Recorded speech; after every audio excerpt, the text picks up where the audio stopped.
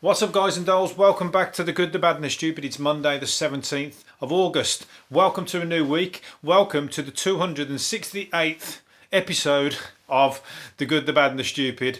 And I don't know why I've decided to mention the 268th, but I couldn't believe I've done that many, to be honest. But I keep forgetting to obviously mark the other milestones because I forgot 200, 100, 150, 50. I forgot to mention any of them. So I'm mentioning the 268th one today while I think about it. 268? Have I not got anything better to do with my life? Jesus, I must be mad. I actually really enjoy I really enjoy your ears listening to my musings, I'm going to call them. It's basically if you've not been here before, it's a podcast where I talk my mind and you think I'm a prat. That's pretty much how it goes. There's people from all over the country, all over the world listening. I can't imagine that some of those countries that you're listening from, you understand a word that I'm saying, or you find the humour in what I'm saying, perhaps, because it's very subtle. Even my friends would tell me. Anyway, but hey. You enjoy it for however. If you might be turning it on for me to scare the spiders out of your house. However you enjoy this podcast, just make sure you tell someone else about it. Also, don't forget the videos on YouTube. There's two. What's it called? Two Dolphins Rescue. Two jet skiers were broken down in the. Where were they? Weymouth. They were out in the sea in Weymouth, and two dolphins come and started playing with them and started doing some tricks and everything. That has got to be like, that's a fucking life moment, that is, isn't it? You're never going to forget that. It's a good job it was in England and not in somewhere like Japan or in fucking Norway, where as soon as a dolphin come out, they throw a hook in its back and fucking chop its head off, and then like loads of them all jump in the water and start stabbing it like they do in Norway, of that fucking festival that they do. I mean, sometimes you got to think it's about time you fucking, I know there's traditions and stuff, but that one is about as barbaric as it fucking gets. But anyway, so the dolphins luckily popped up in a friendly waters and gave a little bit of a trickery. He was doing some backflips and some, the ones where it jumps up and it's like dead straight out of the water and just its tail's keeping it above the water, banging it left and right, doing all that. So yeah. Lucky for them, and lucky for the jet skiers. And then the live crew came and towed them back in. Not the dolphins, because the dolphins were free to go. The jet skiers, the dolphins are free to go anywhere around the English waters. Plus, they wouldn't stick around too long because it's full of plastic and full of shit and full of human excrement and full of not everywhere in England's like that. The fucking River Thames, that's about as fucking poisonous as you can get, I think. I don't think you come out of there without putting your immune system back 700 years. Come out of it with cholera, plague. They probably come out with fucking everything. From everything that's been in there, it's like toxic. You could probably scoop a load of that out, pour somebody a cup of tea of that, and kill them, I'd imagine. So don't drink the Thames, whatever you do. If you're ever in London, don't think it's clever to put your cup in and drink a glass of the Thames as if that's like some kind of thing that you do when you're in England. You don't. There's bodies and all sorts in there, isn't there? There's definitely shit in there. I mean, some countries have got a lot worse rivers than that even, but that one's a bad one. I can't believe that Only Fools and Horses is one of my favourite programmes. Only Fools and Horses is like massive in Serbia. In Belgrade, they've got like a homage to him, and Boise, one of the characters out of Only Fools and Horses, has gone over there for a TV programme. I think what it's called now, Belgrade with Boise, I think it is. And there's fucking crowds, like a football crowd, all queuing up to try and get in to see him. That's how much they love him. And there's like big artworks about with Del Boy's face and everything on. So I was talking about some countries not getting the humour.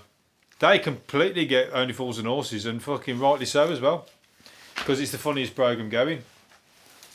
So why it's funny that it's not taken off in any other countries. I mean, that's like a non-English speaking country, so it's quite good that they're all over it.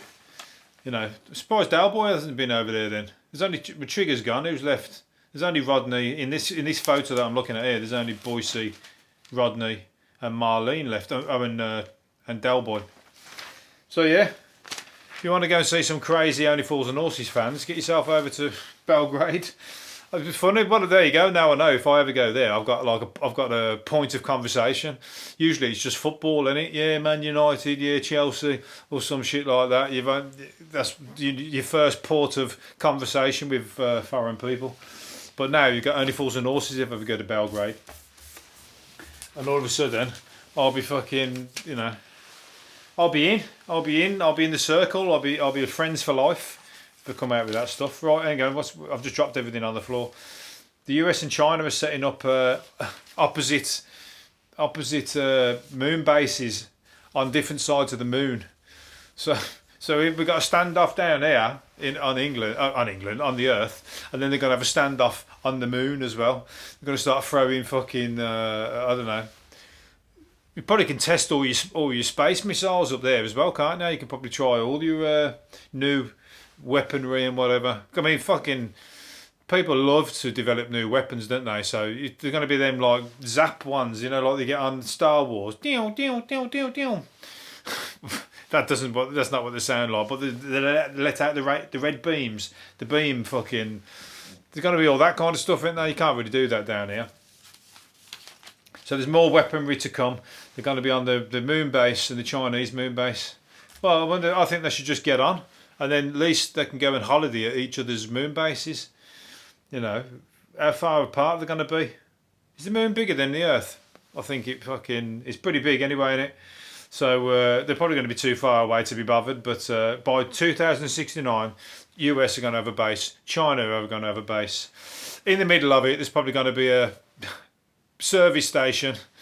The service station serving pucker pies, and McDonald's is bound to be there, isn't it? On the moon, McDonald's is going to have a fucking big M there. McDonald's on the moon, serving its shit food, and everybody from both moon bases will have to travel back and forth to the service, filling up. And I don't know, maybe it'll be like a little shopping centre there, and slowly people will start moving up there. But they're going to be travellers anyway, aren't they? They're going to be travellers. They're going to have a cinema and everything up there. Crazy golf, they'll have to have that. Crazy golf in the moon craters, that'd work. But what else would work in the moon craters? What's that thing where you fucking the fucking wombat's heads come up? What's that one where they're banging the head? Whack-a-mole. Oh, moles. Mole heads come up. Whack-a-mole. They'll have that one up there. Maybe they'll start throwing up all the convicts. Throw them up there. Let them fucking be the whack-a-moles and smash them on the head with sledgehammers every time the head pops out the fucking out the crater. So yeah, it's going to be new times, and it's going to happen eventually. People are going to have to start. Everyone's getting too bored of the Earth, aren't they? Want to explore more, want to get up there, and once they get to the moon, then they can travel to further places from there. So Mars will be next. Anyway, the police. So Lonely, ABBA's Dancing Queen, and Taylor Swift's Blank Space are among the songs we are most likely to miss here. So basically, when you're singing them, and you're singing the wrong words to the song, and it's right here. The Queen, the Police's one, So Lonely. Everyone always sings Sue Lawley, Sue Lawley, and I can see that as well. What else is there? Another track. 10% here. Tangerine. Tangerine. From So Lonely. How the fuck do they hear Tangerine from So Lonely? Oh, instead of Tambourine by ABBA. I was going to say, you've got to be thick if you're hearing Tangerine when it's saying So Lonely. That's a bit of a misstep. But they're hearing Tangerine when it says Tambourine in ABBA's Dancing Queen. I should have thought of some more that I could do off my own back, but I can't remember. I haven't thought of any. So if I think of any by the end of the podcast, then I'll throw it in as a Brucey bonus, but I can't think of one off the top of my head. Escaped penguins. We've got emus on the run, panthers on the run, wildcats on the run. Now we've got an escaped penguin on the run. Where is he? So if you he's not a pet. Sorry, where's it come from anyway? Has it come from the zoo? So come out of somebody's garden, somebody's house. Who's got a pet penguin? I don't think you're meant to have pets like that anyway, are you? So he's under arrest straight away. Police found a penguin plodding up the village street. The penguin just plodding along, yeah, because they do, don't they? They just plod. They're just like, you know, they walk, take it in their stride. He probably just thinks, yeah, man, I'm out shopping. I ain't fucking, this is just me. This is what I do. But they're like that. No, sorry, you're not meant to be out on the street. You're a penguin. You've got to go back to where you come from. Whatever cage you come from, because unfortunately in England, you're kept in cages and in zoos, which isn't very nice for you. Remember in the 60s, we used to have, everyone was walking around with leopards on chains and fucking monkeys and everything. Everybody had every animal you could think of. And they're walking around the department stores in London with the cheetah as well, and the leopards on, you know, soon enough they were fucking other people's coats, I'd imagine, not long after that. But people had all kinds of exotic pets. I think they banned it after a while, didn't they? Obviously. And somebody had even that lion. That lion, them two blokes who had the big fucking lion from a baby. I mean, obviously it was a what do you call them? The kitten. Would you call them a kitten? A cub. It was a cub, and it grew, and obviously outgrew the flat, but it was still playful. But it was massive. But then when they went to meet it, they put it out in the wild, and when they went to meet it 10 years or so many years later in the wild, it came running down the hill. Like, and he remembered them like they were fucking, like it was like yesterday. Really moving that was. That one's a tearjerker. Brings a tear to your eye. I can't remember. You have to look on YouTube for that one. Eating mango can boost your brain power for at least 5 hours. Fucking have to get myself some mango then, because my brain is on fucking on the empty for the past week or two. It's hard work. It's hard to think. You know, when you have them days where you just think I can't be bothered to think properly. Or you just forget things constantly. So mango might be the answer. I'll have to get myself some. I thought it was drugs, alcohol, and smoking weed. Clearly, that's not the answer. That's the opposite of the answer. But mango, maybe mango can bring you around if you are doing that sort of stuff. Have a mango at the ready first thing in the morning. Usually people go for Barocca and stuff like that, don't they? But looks like mango's back in town. Yeah, you do get mangoes. They're fucking hard to eat, though. They're hard to get off the stone. I think I need to figure out how to peel them properly, because it's a pain in the arse. I get bored of fucking trying to get the meat, or whatever they call it, the flesh, don't they? Get the flesh off it. Scotsmen have the sexiest male voices in the world, a poll said. That's people like Sean Connery, Gerard Butler, Ewan McGregor. And it beats the French, beats the Italian, and beats the English, and it beats the Brummie, I guess. But the Brummie accent is the best of all the English accents. If in English, wherever England come on the list, Birmingham is at the top of the sexiest accents. Nobody in England's going to agree with me on that. We don't even make the top 10 sexiest accents in England by the vote of most English people. But other people, like you Americans that are listening, I've got a Brummie accent. You know, you're listening going, that is a sexy fucking accent. That's the sexiest accent that's come out of fucking England forever. But it's all the English people that don't like my accent, unfortunately. But Peaky Blinders, if you know it, Peaky Blinders, that is a programme based on Birmingham and based on the Brummie accent. So that's all you got to say. It's the best programme in England, or it's the sexiest gangster fucking programme in England, and we all want to hear more of that accent on the TV. Thank you. Maybe you should get me on the TV. That's coming soon. Coming to a television near you soon. Probably with me in court explaining my.